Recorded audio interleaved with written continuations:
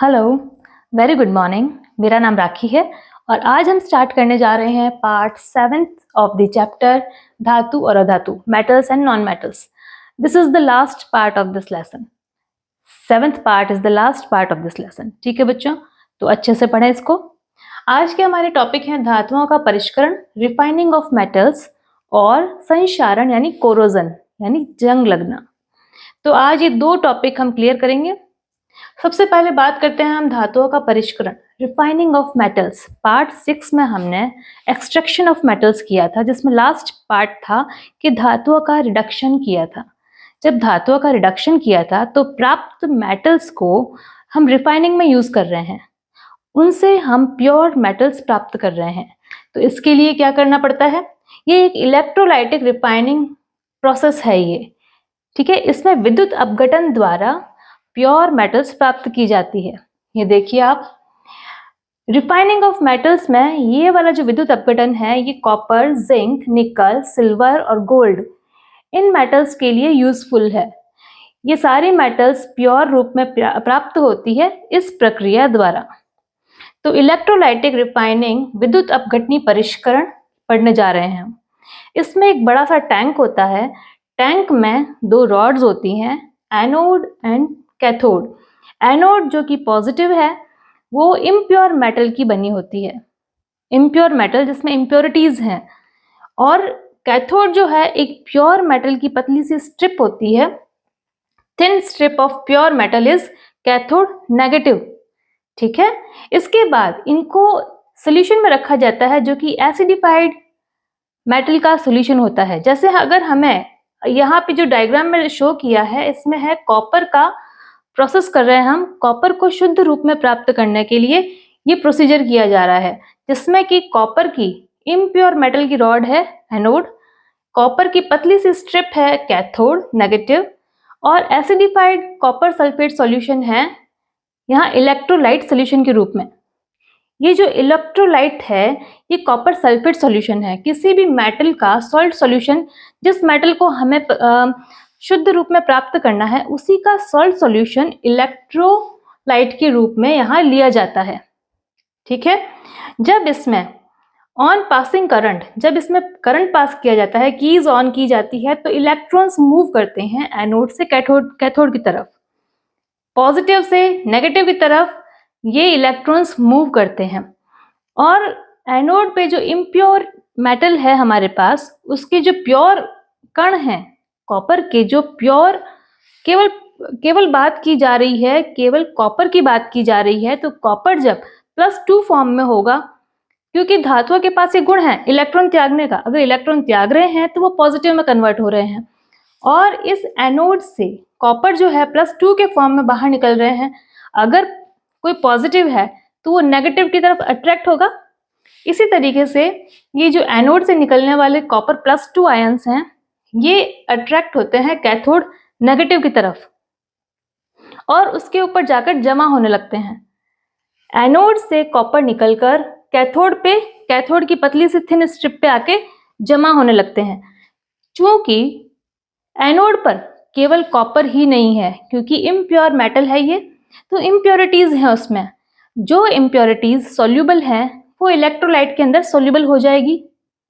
ठीक है, और जो इम्प्योरिटीज सॉल्यूबल नहीं है, जो इम्प्योरिटीज सॉल्यूबल नहीं है, वो एनोड मड के रूप में एनोड के नीचे, टैंक के नीचे इकट्ठा हो जाएगी।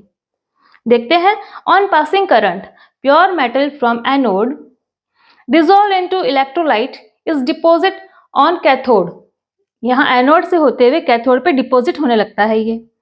उसके बाद सोल्यूबल इम्प्योरिटीज जो हैं इनटू सॉल्यूशन, जो सोल्यूबल इम्प्योरिटीज हैं वो सॉल्यूशन के अंदर चली जाएगी, और insoluble impurities settle down at the bottom of the anode. इस एनोड के बॉटम में इम्प्योरिटीज सेटल हो जाएगी, जिससे कि कहा जाएगा एनोड मड। एनोड मड क्या है? सारी इम्प्योरिटीज हैं जो कि सोल्यूबल नहीं है। इसके बाद this cycle is repeated until whole of the metal ions from impure blocks dissolve and deposit on cathode। ये सारा साइकिल चलता रहेगा जब तक कि इम्प्योर ब्लॉक से प्योर मेटल्स निकल कर कैथोड पे नहीं चला जाए। और ये साइकिल तब तक चलता रहेगा। तो इस प्रोसेस के द्वारा हम कॉपर है, जिंक है, निकल है, सिल्वर है, गोल्ड है, इन सब का परिष्करण कर सकते हैं, प्योर मेटल्स प्राप्त कर सकते हैं। तो बहुत ही इजी, बहुत ही अच्छा प्रोसेस है ये। बस ध्यान ये रखना है कि इलेक्ट्रोलाइट के रूप में हमें वो सॉल्यूशन लेना है, जिस मेटल सॉल्यूशन का मेटल सॉल्ट वो लेना है जिसका हमें प्योर प्राप्त करना है धातु, तो उसी का इलेक्ट्रोलाइट लिया जाता है। ठीक है, तो ये बात हुई धातुओं का परिष्करण, refining of metals. Next topic हम पढ़ने जा रहे हैं संक्षारण यानी कोरोजन, जंग लगना। कोरोजन क्या है? Corrosion, it is the slow process of eating away the metals by the reaction of atmospheric air and moisture। मतलब मेटल्स की एटमॉस्फेरिक एयर और मॉइस्चर यानी नमी से क्रिया द्वारा मेटल्स के गुणों का नष्ट होना कोरोजन कहलाता है। ठीक है, तो कोरोजन के प्रकार क्या क्या है? रस्टिंग ऑफ आयरन, लोहे को जंग लगना कोरोजन है। टर्निशिंग ऑफ सिल्वर, चांदी का काला पड़ना कोरोजन है। Formation of green coating over copper, copper के ऊपर ग्रीन कोटिंग का आना कोरोजन है। तो ये सारे जो रीजन हैं ये कोरोजन से हैं। मेटल्स की गुणों में कमी आना, इन सभी प्रोसेस से मेटल्स अपने गुणों में कमी आ रही है। जैसे लोहे में जंग लगना, हमारे घरों में बहुत सारी लोहे की चीज़ें होती है जो कि अगर एटमॉस्फेयर में बाहर अगर लोहे की रेलिंग्स हैं और अगर वो बारिश के टाइम में अगर उसको पेंट नहीं किया गया है तो वो रेडिश हो जाती है, वो जंग लगती है। बहुत बार चांदी की जो भी ज्वेलरी होती है वो काली पड़ जाती है ड्यू टू एटमॉस्फेरिक एयर से और ह्यूमिडिटी से या मॉइस्चर से वो काली पड़ जाती है। तो ये भी एक कोरोजन है। और ग्रीन कोटिंग ओवर कॉपर, जैसे स्टैच्यू ऑफ लिबर्टी जो है उसकी जो कॉपर से बनी हुई जो स्टैच्यू है वो बिल्कुल गोल्ड जैसी दिखती है, लेकिन कोरोजन के कारण एटमॉस्फेरिक एयर से और मॉइस्चर से उसके रिएक्शन के कारण उसके ऊपर ग्रीन कोटिंग आ गई है, तो वो कोरोजन है। उसके बाद प्रिवेंशन ऑफ कोरोजन, कोरोजन से बचाव कैसे हो? तो सबसे पहले रस्टिंग ऑफ आयरन, इसको कैसे प्रिवेंटेड किया जाए कि लोहे को कैसे जंग लगने से बचाया जाए? तो उसके पहले सबसे फर्स्ट पॉइंट आता है, देखिए ऐसे तो हम कोरोजन को रोकने के लिए बहुत सारे घरों के भी ट्रीटमेंट करते हैं, जैसे कि ग्रीस लगाकर। बहुत से मशीनरी पार्ट्स होते हैं जिसको हम ग्रीसिंग कर लेते हैं कि इसमें जंग ना लगे। मशीनरी बड़ी बड़ी मशीन्स होती हैं या गाड़ियों में भी हम ग्रीसिंग करते हैं ताकि बारिश के टाइम जब गीली होती है गाड़ियाँ, मशीनरी में अगर पानी चला जाता है तो वो काट लग जाती है उसमें और वो टाइट हो जाते हैं, तो ग्रीसिंग से उनको कोरोजन से बचा सकते हैं। दूसरा है पेंट करके, लोहे को पेंट करके रेलिंग्स वगैरह पेंट करते हैं हम घरों में ताकि बारिश के टाइम में सीधा मॉइस्चर और एयर जो है वो लोहे से रिएक्शन ना करे, पेंट की कोटिंग आ जाए उसके ऊपर। उसके बाद तेल लगाकर, बहुत से बर्तनों को जो तेल लगाकर जो है रखते हैं दुकान वाले ताकि इनको कोरोजन ना हो। यशद लेपन, यशद लेपन अभी करेंगे अपन, गैल्वेनाइजेशन। उसके बाद एक क्रोमियम लेपन भी होता है, क्रोमियम लेपन से भी कोरोजन से बचा जा सकता है। और एनोडीकरण भी हम कर चुके हैं, पिछले पार्ट्स में हमने एनोडीकरण भी पढ़ा है, उससे भी कोरोजन से बचाव होता है। एक होता है एलॉय बनाकर यानी मिश्र धातु बनाकर भी कोरोजन से बचा जाता है। तो जो मेन पॉइंट्स हैं हम आज इनको क्लियर करते हैं। सबसे पहला पॉइंट है यशद लेपन यानी गैल्वेनाइजेशन। गैल्वेनाइजेशन क्या होता है कि आयरन और स्टील, आयरन लोहा है, स्टील इस्पात है, तो आयरन और स्टील को जंग से सुरक्षित रखने के लिए उन पर जिंक की परत चढ़ा दी जाती है। जिंक जो है उसका मोल्टन फॉर्म लिया जाता है, गलित अवस्था में जिंक को लेकर उसमें आयरन और स्टील की डिप करके वस्तुओं को निकाल देते हैं, तो उसके ऊपर यशद लेपन हो जाता है यानी जिंक का लेपन हो जाता है। उस जिंक के लेपन के बाद में उसके ऊपर कोरोजन नहीं चढ़ता। ठीक है, तो ये है यशद लेपन, मोल्टन फॉर्म में होता है जिंक। जिंक अच्छे से याद रखना है हमें, गैल्वेनाइजेशन में जिंक काम आता है।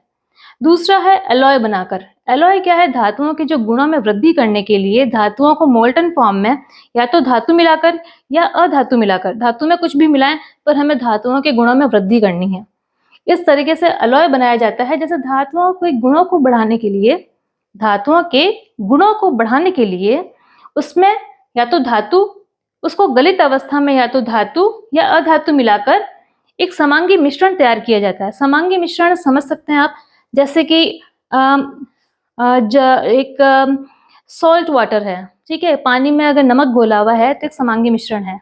हम उसको देख के ये नहीं कह पाएंगे कि इसमें नमक घोला है, पर पानी में अगर तेल को घोला है हमने तो वो तेल और पानी अलग अलग रहेगा, तो वो विषमांगी होगा। तो समांगी मिश्रण मतलब जिसमें पूरा एक सार होगा, वो समझ रहे हैं आप।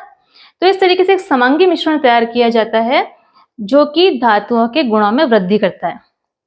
जैसे कि प्योर आयरन है, प्योर आयरन जो होता है, प्योर लोहा है, बहुत सॉफ्ट होता है और वो हार्ड होने पे उसको स्ट्रेच किया जा सकता है। तो अगर इतना सॉफ्ट अगर लोहा होगा तो वो हमारे काम कैसे आएगा। तो लोहे में कार्बन मिला दिया जाता है। लोहे में 0.05% कार्बन मिलाकर उसे हार्ड और स्ट्रॉन्ग बना दिया जाता है।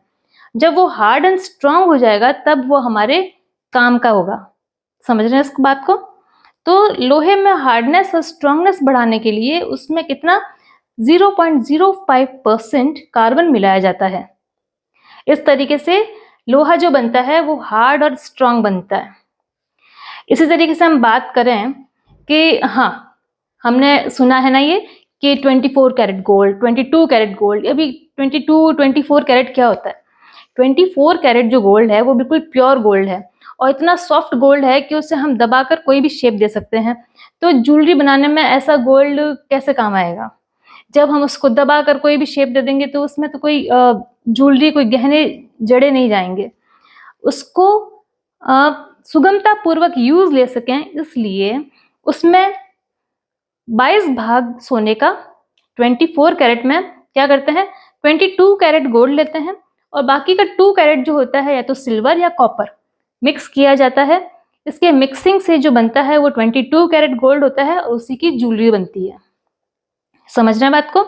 यूं 18 कैरेट की अलग अलग कैरेट की ज्वेलरी बनती है जिसमें जितनी अशुद्धियां मिला सकते हैं हम, ताकि उसकी स्ट्रॉन्गनेस, उसकी हार्डनेस बढ़ाई जा सके। ठीक है, तो इस तरीके से गोल्ड होता है। उसके बाद बात आती है स्टेनलेस स्टील। स्टेनलेस स्टील जो है इस्पात, जो कि बोलते हैं जंग रोधी इस्पात। तो जंग रोधी इस्पात कैसे बनता है। आयरन, निकल और क्रोमियम, आयरन, निकल और क्रोमियम को मिलाकर स्टेनलेस स्टील का निर्माण किया जाता है जो कि hard and do not rust, जो कि बहुत हार्ड होता है और जंग रोधी होता है। तो स्टेनलेस स्टील हमने सुना है बहुत। उसके बाद बात करें if one of metal is mercury. अगर हम अलॉय बना रहे हैं, अलॉय में अगर एक धातु मरकरी है, एक धातु Hg यानी मरकरी है, तो उस अलॉय को अमलगम कहा जाता है। अमलगम क्या है कि अगर अलॉय में एक धातु मरकरी है तो वो अलॉय अमलगम कहलाएगा। ठीक है। उसके बाद बात करें हम कि कांसा, ब्रास कैसे बनता है। कॉपर और टिन, कॉपर और टिन को मिलाकर कांसा बनाया जाता है, ब्रास बनाया जाता है। कॉपर इलेक्ट्रिकल मतलब गुड कंडक्टर है, जबकि जो कांसा है वो बैड कंडक्टर है। तो ये अपने गुणों को भी परिवर्तित कर सकते हैं ऐसे। ब्रॉन्ज यानी पीतल, पीतल के बर्तन देखे हैं हमने। पीतल बनाया जाता है कॉपर और जिंक को मिलाकर। कॉपर और जिंक का जो अलॉय होता है उससे पीतल बनाया जाता है। उसके बाद बात करें हम सोल्डर धातु, जो कि वेल्डिंग में काम आती है। विद्युत की जो तारों की वेल्डिंग की जाती है वो सोल्डर धातु से की जाती है। वो सोल्डर धातु बनता है लेड और टिन से। लेड और टिन को मिलाकर सोल्डर धातु तैयार की जाती है। उसके बाद अगर हम बात करें बेनिफिट्स ऑफ अलॉय, हम ये अलॉय कर तो रहे हैं, इसके बेनिफिट क्या होते हैं। देखिए, प्रिवेंशन ऑफ करोजन, संक्षारण से तो रोक ही रहा है ये जो भी अलॉय बना रहे हैं ये संक्षारण को रोक रहा है। दूसरा, इंक्रीज इन स्ट्रेंथ, कठोरता में इनकी स्ट्रेंथ, इनकी प्रबलता में वृद्धि हो रही है। और लोअर मेल्टिंग पॉइंट, क्योंकि मेटल्स की हाई मेल्टिंग पॉइंट होती है, तो अगर हम उसको में कुछ मिक्सिंग करेंगे तो लोअर मेल्टिंग पॉइंट हो जाएगा। उसके बाद लोअर इलेक्ट्रिकल कंडक्टिविटी, क्योंकि मेटल्स गुड कंडक्टर हैं। अगर उसमें हम अधातु मिला रहे हैं या कुछ अलग चीजें मिला रहे हैं तो उसकी जो कंडक्टिविटी है वो लो हो जाएगी। तो lower electrical conductivity, lower melting point, increase in strength and prevention of corrosion. तो ये सारी चीजें हैं बेनिफिट्स ऑफ अलॉय। ठीक है बच्चों। और अच्छा, लास्ट में जो देखिए हमने कॉर्नर में बनाया है वो है कुतुब मीनार के पास में एक लोह स्तंभ बना है। दिल्ली में कुतुब मीनार के पास में एक लोह स्तंभ बना है जो कि 8 मीटर ऊंचा है और 6 टन का है, मतलब 6000 किलो का है वो। उसमें जो लोहा लगा है, लोह स्तंभ में लोहा लगा है, वो करीबन आज से करीबन 1600 वर्षों पूर्व का है वो। उस समय के जो कारीगर थे, उन्होंने उसमें इतना अच्छा लोहा तैयार किया है, उसको इतना अच्छा अलॉय बनाया है, ताकि उसमें अभी तक जंग नहीं लगा है। बहुत से वैज्ञानिक देश-विदेश से आते हैं, उस पे रिसर्च करते हैं कि इतना अच्छा ये लोहा कैसे है कि इसको अभी तक जंग नहीं लगा है। तो ये हमारे भारत के कारीगरों की पहचान है। और ये देखिए आप, इतना अच्छा लोह स्तंभ बना है। तो ठीक है बच्चों, आज हमने कंप्लीट किया है संक्षारण यानी कोरोजन, और दूसरा किया है धातुओं का परिष्करण, रिफाइनिंग ऑफ मेटल्स। तो ये 7th पार्ट जो है, लास्ट पार्ट है इस लेसन का। तो इस लेसन को आप अच्छे से रिवाइज करेंगे, इसके सारे क्वेश्चंस करेंगे, और कहीं पे भी प्रॉब्लम हो तो मुझे कमेंट्स कीजिए, मैं आंसर दूंगी। और जम के तैयारी कीजिए, एग्जाम्स आने वाले हैं। Best of luck, thank you.